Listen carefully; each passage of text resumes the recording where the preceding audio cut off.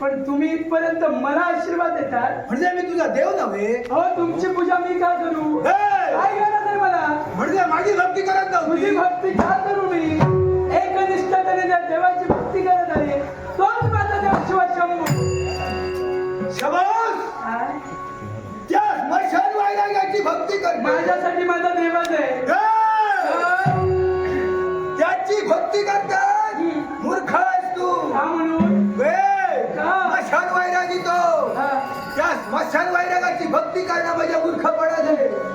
कारण ज्यावेळी मनाच्या ठिकाणी इच्छा निर्माण झाली तुझ्या सोबत लग्न करावं तिथपर्यंत आलो. त्यांच्यात भेटलीच ती भेटलीच त्यांच्या सरीत भेटली. एकांतात भेटली नव्हती. बरं झालं. आता जरा एकांतात भेटली आहे. काय करणार आहे? व्यवस्थित आणि सुस्पष्ट शब्दात समजाव ना. जर का समजून घेतीलच तर ठीक नव्हे माझ्या स्वभावाची कल्पना.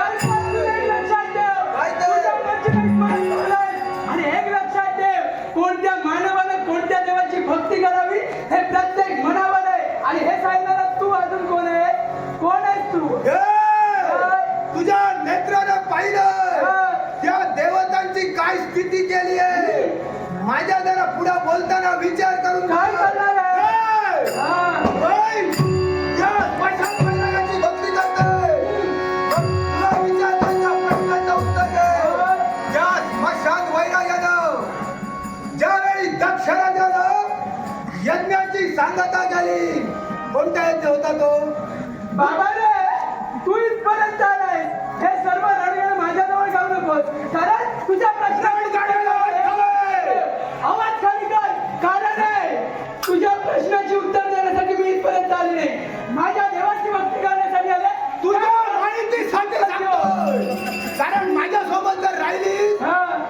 थोडं ज्ञान आहे मलाच नाही आहे. माहिती मिळेल यांच्यासोबत राहून काही असू मिळेल दे. मला ही बसेल. त्या स्मशान वैरागाची हा.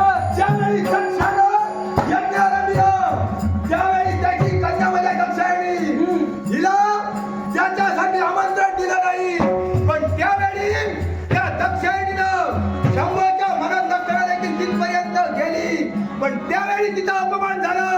त्याच वेळी स्वतःचा देह योगाग्नीने स्वतःच्या देहाचा त्याग केला. मला एक सांग, त्या शिवशंभू भोलेनाथाला तुझ्या स्मशान वैराग्याला स्वतःच्या बायकोचं रक्षण करताना तुला आतापर्यंत सांगण्यात आली आहे, मानवावर सर्व आहे, मानवाच्या मनात आहे. मानव कोणत्या देवताची भक्ती करावी आणि कोणत्या देवताची भक्ती करू नये हे प्रत्येक मानवावर आहे. त्यामुळं तुला बोलण्याचा अधिकार नाहीये.